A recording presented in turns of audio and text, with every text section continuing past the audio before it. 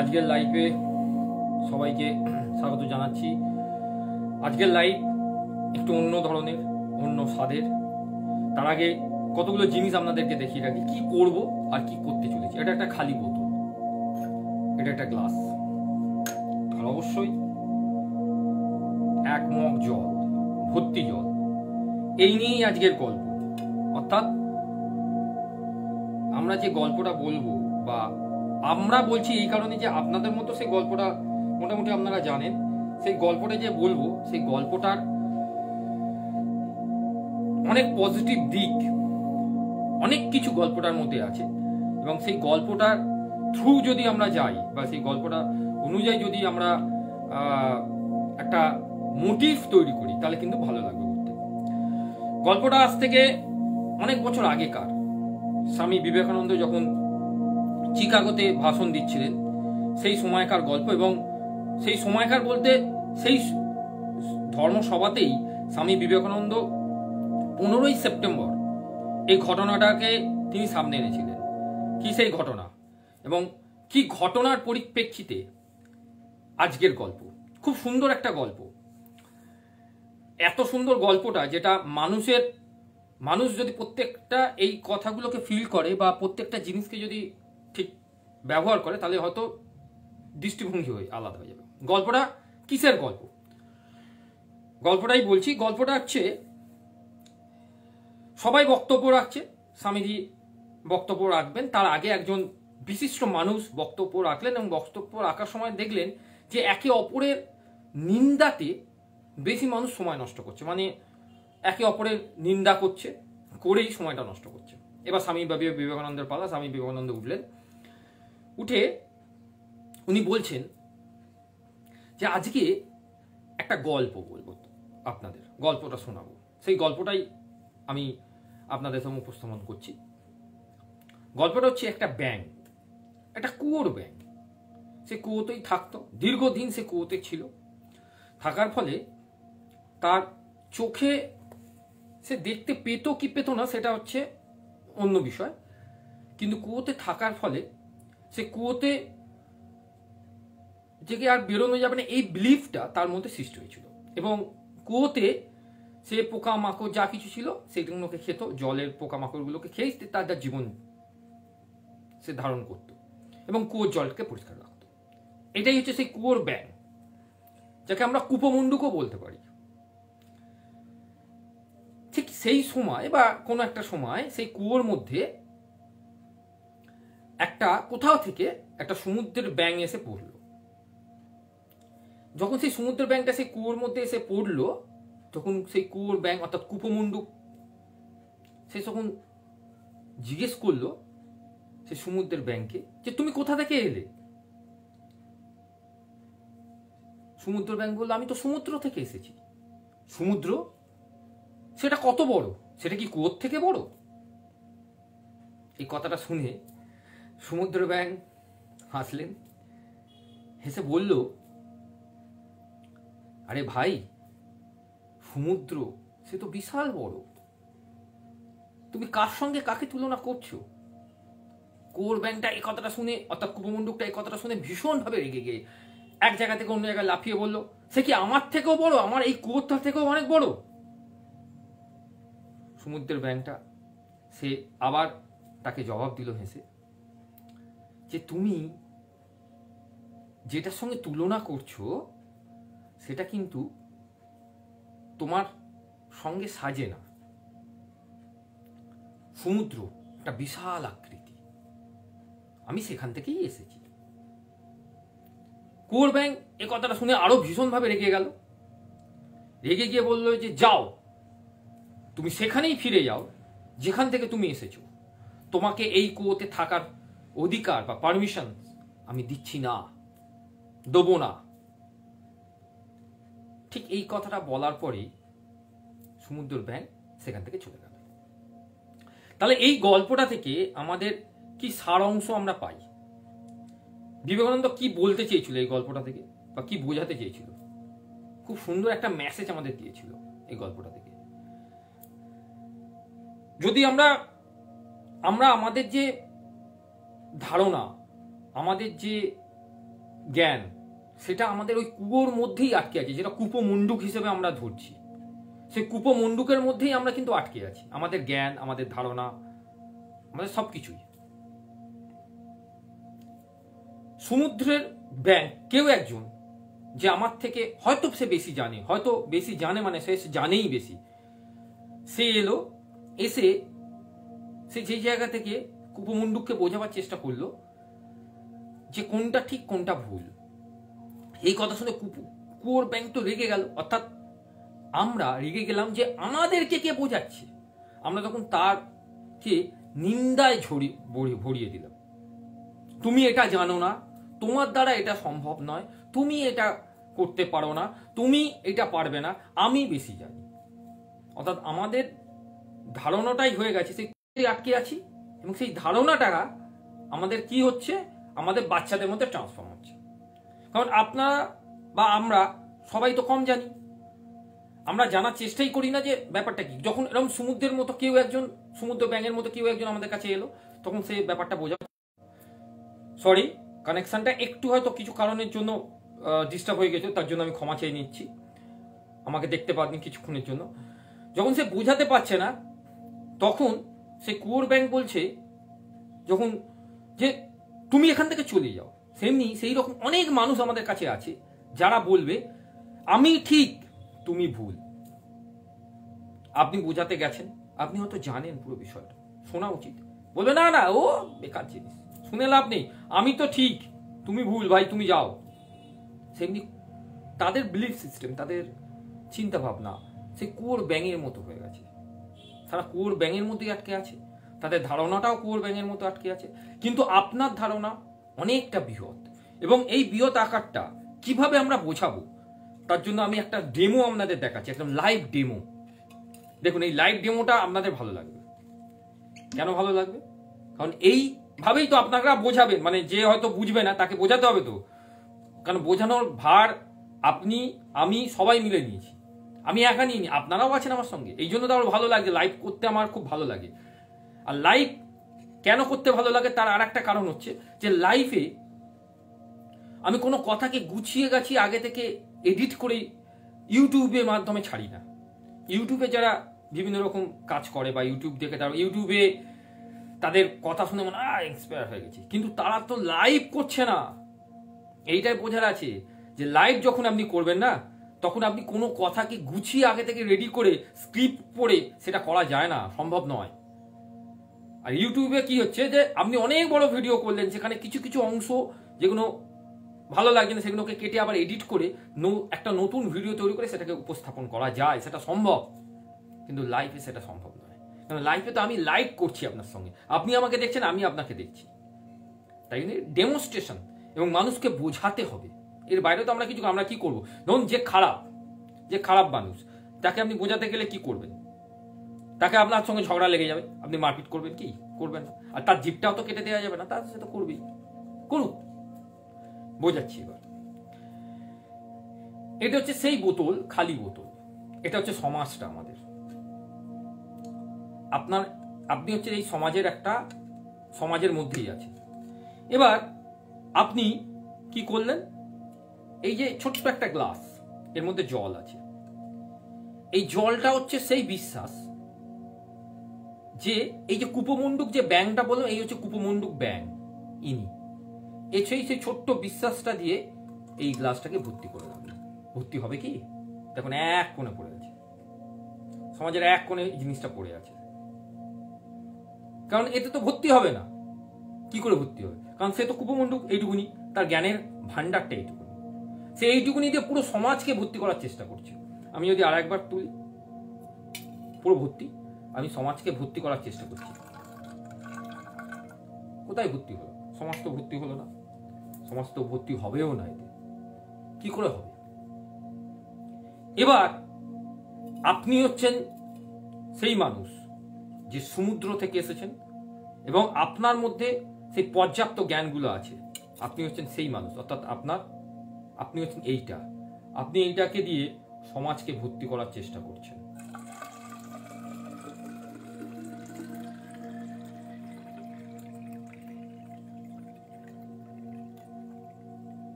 দেখুন সমাজ ভর্তি হয়ে গিয়েও আপনার কাছে এখনো আছে, অর্থাৎ আপনি সমাজকে ভর্তি করতে পারলেন, সমাজের ভালো দিকটা আপনি করতে পারলেন, এবং এই যে সমাজে আপনি ভর্তি করলেন, এই যে জ্ঞানটা আপনি ভর্তি করলেন, এই সমাজ, এই জ্ঞান, এর ধারক বাহক হচ্ছেন আপনি, আপনারা এবং আপনার বাচ্চারা।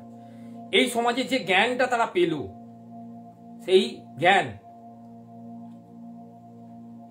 আমি কেন খেলাম, তার একটা কারণ হচ্ছে এই জ্ঞান তারা যখন অর্জন করবে, জল খাওয়াটা মানে হচ্ছে তারা যখন সেই জ্ঞানটাকে অর্জন করবে, সেই জ্ঞান তাদের মধ্যে ছড়িয়ে যাবে।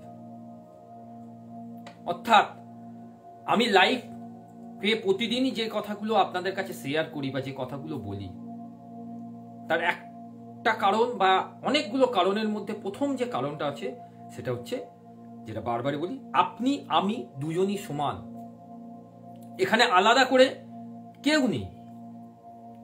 যারা আপনার থ্রু দিয়ে আমাকে দেখছে বা আমার থ্রু দিয়ে আপনাকে যে আমরা দেখতে পাচ্ছি, এখানে আলাদা করে কেউ নেই।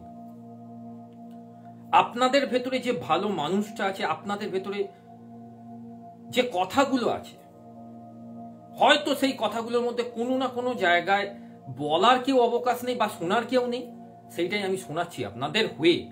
অর্থাৎ আমি কথা বলছি মানে আমার কথাটাই আপনাদের কথা। আপনাদের যত খারাপ কথাগুলো আমার অর্থাৎ আমি নিয়ে নিচ্ছি, আপনাদের যত ভালো কথাগুলো সেগুলো আমি ডেলিভার করছি। অর্থাৎ খারাপ বলে কিছু নেই, আপনারা খারাপ হতে পারেন না, আপনাদের খারাপ হওয়ার কোনো জায়গাই নেই। আপনাদের সঙ্গে যারা মানুষরা আছে, তারা আশেপাশে যারা আছে, তাদের মুখে হয়তো আপনাদের সম্বন্ধে অনেক কিছু খারাপ তারা বলবে, এমনটা বাজে, ওই মানুষটা খারাপ, এ বাজে, বি বাজে, সি বাজে, ডি বাজে, ই বাজে, সবাই বাজে। কিন্তু আপনার কাছে আপনারা A B C D E সবাই ভালো। আমি কারোর মধ্যে কোনো খারাপ গুণকে দেখতে পাচ্ছি না। কেন দেখতে পাচ্ছি না? তার প্রথম কারণ হচ্ছে আপনারা, কারণ আপনারা আমার সঙ্গে লাইফে থাকছেন, আমার সঙ্গে আপনারা আছেন, তাই তো খারাপ জিনিসটা নেই। যদি খারাপ জিনিসটা থাকতো অনেক আগেই আমার লাইফ করার যে ভেতরে যে এনার্জিটা না, সেটা শেষ হয়ে যেত। আমি প্রতিদিনই বলছি, আমি নতুন এনার্জি পাই আপনাদের সঙ্গে কথা বলার জন্য। আমি মুখিয়ে থাকি এই 10টার সময় লাইফটা করার জন্য। যদি না আপনারা আমার সঙ্গে থাকতেন, তাহলে এই এনার্জিটা হয়তো 10টা ভাল লাগতো না, দূর ভাল লাগছে না, আজকে করবো না, দূর ভেতর দিয়ে না কিছু একটা। আপনারা চান বলেই লাইফটা হয়, আমি একা চাইলে হতো না। কারণ আপনারাই তো সবাই, আপনার মধ্যেই তো ভগবান আছে। এইটাই হচ্ছে প্রধান উদ্দেশ্য, আপনাদের মধ্যেই ভগবান আছে। কালকের life very very interesting life হবে। এতদিন যা লাইফ করেছি, সব থেকে শ্রেষ্ঠ লাইফ করব কালকের, আমি কথা দিচ্ছি আপনাদেরকে। আপনাদের মধ্যে যে ভগবান আছে সেটাকে আমি আপনাদের চোখের সামনে তুলে ধরবো, এবং আপনারা দেখতে পাবেন যে আপনার ভেতরে সেই ভগবানটা আছে কি না। আমার লাইফ কালকে কমপ্লিট হওয়ার পরে আপনারাই ডিসিশন নেবেন আপনাদের মধ্যে সেই ভগবান আছে কিনা, সেই মানুষটা আছে কিনা। মানুষ বা ভগবান আমরা কাদের বলি? অর্থাৎ ভগবান কোথায় থাকে? ভগবান থাকে সেই জায়গায় যেখানে সত্য থাকে।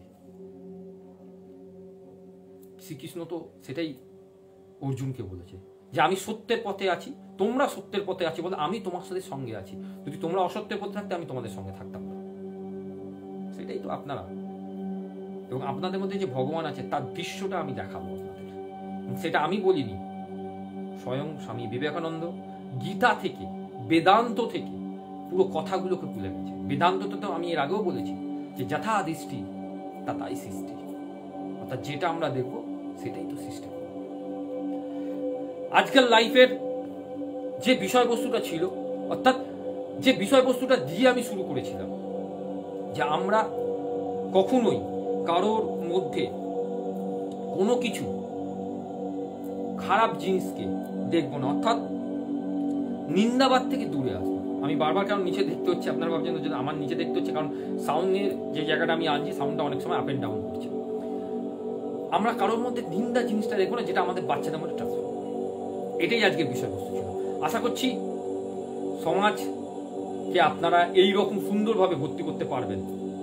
আপনাদের বিলিফ সিস্টেম, আপনাদের ভালো মানুষদের, যেটা আপনারা, এটা আপনারা কুপমুন্ডুক নন, আপনারা হচ্ছেন সমুদ্রের সেই ব্যাগ, যার মধ্যে অজস্র ভর্তি মানুষ থেকে শুরু করে, জ্ঞান থেকে শুরু করে ভালো ভালো জিনিসগুলো লুকিয়ে আছে। আর উপমণ্ডক যারা, তারা তো এইটুকুনি ক্লাসের মতো, তারা এখানেই থাকবে, এখানেই বাঁচবে, এখানেই তারা স্যাটিসফাই হবে, আর এখান থেকেই তারা পৃথিবী ছেড়ে চলে যাবে।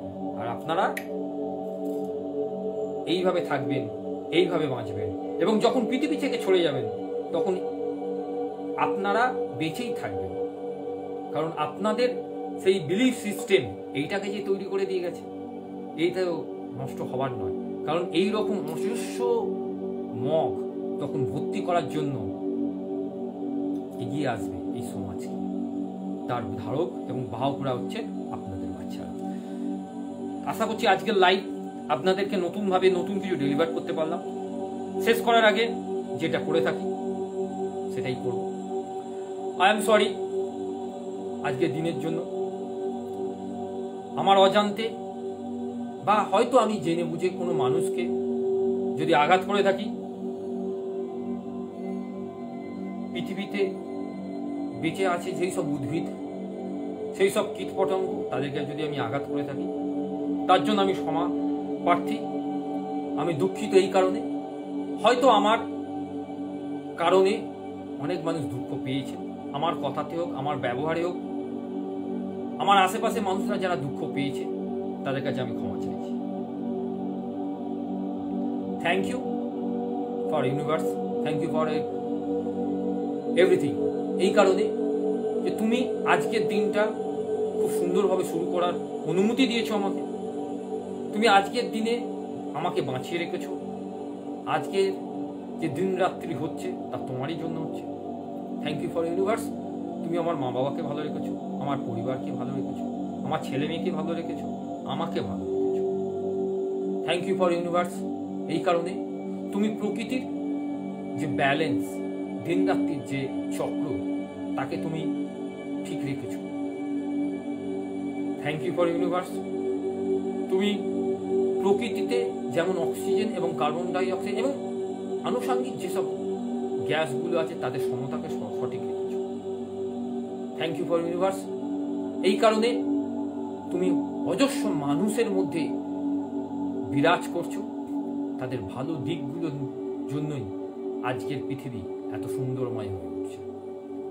I love you universe. এই কারণে যে তুমি সকলের মধ্যে বিরাজ করছো, সকলের মধ্যে তুমি আছো, তাই শক্তি বলে বা পাওয়ার বলে যে ফিলিংসটা আমাদের মধ্যে হচ্ছে, যে অনুভূতি আমরা পাচ্ছি, যেটা আমাদের পঞ্চ ইন্দ্রিয় দ্বারা আমরা বুঝতে পারি, যেটা আমরা 7 চাকরা দিয়ে অনুভব করতে পারি, সেই 7 চাকরা পঞ্চভূতের অনুভব শক্তির মধ্যে তুমি বিরাজ করছো। তোমাকে আমরা দেখতে পাচ্ছি।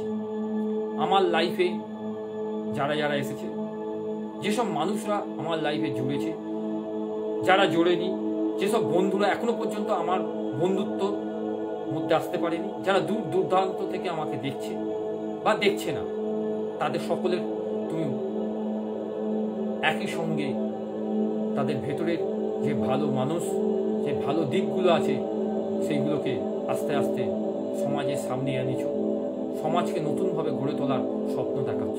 তার জন্য অজস্র অজস্র থ্যাংক ইউ।